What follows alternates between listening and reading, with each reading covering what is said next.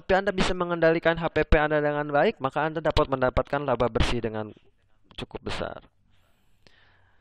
Ini departemen-departemen yang terkait ya, departemen pemasaran, departemen produksi, departemen keuangan, departemen akuntansi, dan umum. Di dalamnya ini termasuk pembelian dan sebagainya ya. Oke, unsur waktu itu jika aktiva memberikan waktu pemakaian lebih lama, mencerminkan biaya berwujud dan nilai guna. Jadi ketika kita bicara soal biaya ya, biaya itu bisa juga tidak dalam bentuk bahan baku ya.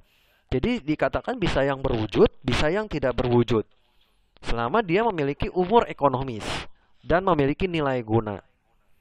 Nah, karakteristiknya bisa dinilai secara satuan uang, bisa dinilai dengan menggunakan hak pemakaian, bisa dinilai dengan adanya suatu ketentuan nilai tersendiri, nilai ekonomis, meskipun itu tidak di dalam bentuk uang. Dan bisa dinilai dalam waktu, kondisi, dan pembatasan. Kalau uang sudah jelas ya, artinya berapa harga satu meja. Harga satu meja adalah 500.000, maka itu sudah jelas itu cost-nya. Mungkin sudah ditambah dengan profitnya. Hak pemakaian, jika mungkin perusahaannya bukan merupakan perusahaan manufaktur. Misalkan kaitannya dengan yang menggunakan lisensi seperti Windows, Microsoft, sebagainya. Kemudian ada nilai, ya nilai ekonomis. Jadi ada nanti kita akan melihat biaya ini bisa menjadi sebuah beban. Awalnya biaya, tapi bisa menjadi sebuah beban saat adanya nanti nilainya menyusut atau yang kita sebut dengan depresiasi. Kemudian ada kondisi dan pembatasan, yaitu hak atas pemakaian yang sifatnya tadinya umum, dapat digunakan oleh siapa saja. Biasanya seperti itu ya, jika produk misalkan biasanya tuh jika suatu software misalkan awalnya itu disebarkan secara gratis, setelah software itu laku atau platform itu laku, kemudian barulah mulai dipasarkan atau dijual gitu. Jadi itu biaya ya. Kemudian, nah ini kita harus mengerti apa itu biaya dan apa itu beban. Apakah biaya sama dengan beban? Biaya dan beban itu berbeda. Apa perbedaannya? Biaya itu adalah manfaat yang dikorbankan untuk memperoleh barang dan jasa. Jadi artinya biaya itu adalah dari start pertama kali produksi baru mau dimulai, apa saja yang harus dilakukan sebelum dimulai? Pembelian bahan baku, penyediaan bahan pendukungnya, penyediaan tenaga kerjanya. Nah, itu semua itu dikatakan sebagai biaya. Sementara kalau yang disebut beban, beban itu adalah biaya yang telah memberikan suatu manfaat dan sekarang mulai menuju kepada yang disebut dengan expire. Nah, apa yang dimaksud dengan beban? Beban itu dari setelah produksi jadi, kemudian memiliki nilai tadi yang terus berkurang. Nah, itu dikatakan sebagai beban. Ya, atau pengurang dari manfaat yang diberikan oleh biaya tadi atau nilai tadi. Ya. Nah, oke, ini secara garis besar biaya diartikan sebagai sumber ekonomi yang dikeluarkan demi kelangsungan yang dijalankan, sementara beban itu adalah penurunan nilai ekonomis yang berupa pengeluaran uang atau penyusutan nilai aktiva. Mengapa kita menamakan beban gaji? Nah, ya. Ada beban gaji, ada biaya gaji. Nah, jadi kalau biaya gaji dari sebelum barang itu jadi, tapi beban itu jika memang sudah terus berjalan dan tetap harus membutuhkan tenaga kerja, maka itu menjadi sebuah beban. Jadi biaya bisa akan menjadi sebuah beban saat titik equilibriumnya itu adalah terjadinya suatu produk. Nah, itu yang kita sebut dengan hubungan biaya dan beban. Ini ya, bagaimana biaya berubah menjadi beban.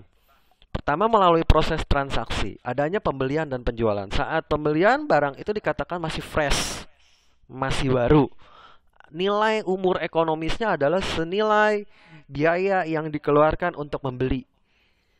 Nah, saat dijual, barangkali sudah mulai ada pengurangan. Sudah mulai ada reduce, depresiasi, ya. Itu tersebut dengan beban. Melalui proses waktu dengan adanya tadi unexpired menjadi expired, yang tadinya bebas digunakan oleh siapapun menjadi terbatas, artinya dijual menjadi bernilai, dan depresiasi. Dan melalui proses peristiwa, kecelakaan, bencana, huru-hara yang tadinya kita anggap itu sebagai biaya karena kita akan meluncurkan suatu produk, tiba-tiba karena ada suatu kecelakaan atau bencana, itu menjadi sebuah beban.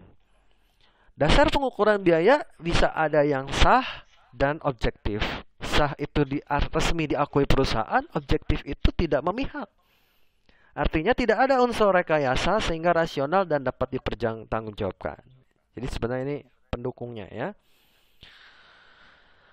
Tahapannya dari mulai pengukuran atau identifikasi tadi, penelusuran atau pembuatan laporan, ya, dan pembebanan itu apakah kita bisa menganalisa bahwa perusahaan itu dapat memperoleh laba atau justru mengalami loss.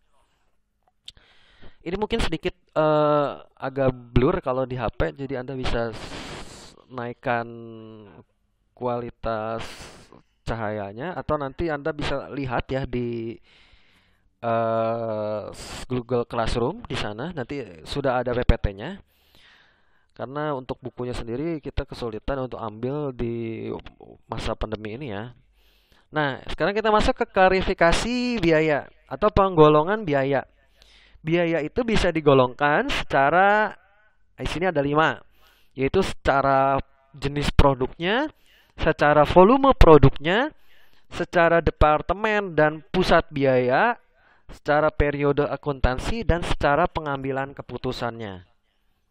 Ya, jadi ini adalah 5 penggolongan biaya. Nah, ini sangat dibutuhkan sebagai dasar pemahaman Anda. Karena berikutnya, materi berikutnya jika Anda belum paham ini, pasti akan agak kesulitan. Yang pertama, kita harus mengenal dulu apa yang disebut dengan biaya yang hubungannya dengan produk. Itu secara garis besar dibagi menjadi 3. Yang pertama itu biaya bahan baku langsung. Bahan baku langsung itu adalah bahan baku yang merupakan bagian yang tidak bisa dipisahkan dari produk. Apa sih artinya bahan baku? Bahan utama. Anda tidak bisa produksi kalau tidak ada bahan ini. Ya. Contoh, kayu dalam pembuatan mebel, kain dalam pembuatan pakaian, karet dalam pembuatan ban, minyak mentah dalam pembuatan bensin, kulit dalam pembuatan sepatu, tepung dalam pembuatan kue. Itu bahan utama. Kemudian yang kedua adalah tenaga kerja langsung. Apa sih tenaga kerja langsung? Tenaga kerja langsung itu adalah tenaga kerja yang langsung berkaitan atau bersinggungan dengan proses produksi. Jadi kalau misalkan kue itu adalah upah kokinya. Kalau misalkan kita membuka restoran berarti ya bagian cookernya atau penyajinya, ya. Kalau kita punya konveksi, itu berarti tukang jahitnya, ya. Kalau pabrik rokok, misalkan tukang lintingnya. Kalau di pabrik manufaktur yang pada umumnya siapa yang termasuk TKL? Operatornya. Nah, itulah mengapa gaji operator itu berbeda dengan gaji manajemen. Karena dia punya perhitungan tersendiri. Ada perhitungan lembur, ada perhitungan bonus produksi, ada perhitungan keuntungan lainnya yang terkait dengan produksi. Nah, itu biasanya lebih kompleks. Ya, nanti kita akan masuk ke perhitungannya. Kemudian ada yang disebut dengan biaya overhead. Ya. Jadi yang membantu atau mendukung biaya bahan baku dan tenaga kerja langsung itu menjadi sebuah produk yang jadi. Nah, apa saja? Yang terdiri dari bahan tidak langsung. Nah, Anda tidak bisa membuat meja tadi atau furniture tadi kalau tidak ada apa? Amplasnya. Ya, tidak ada gergaji. Nah, itu semua Anda harus kelompokkan menjadi biaya overhead. Artinya, tidak bisa Anda menghasilkan suatu produk kalau tidak ada bahan-bahan ini.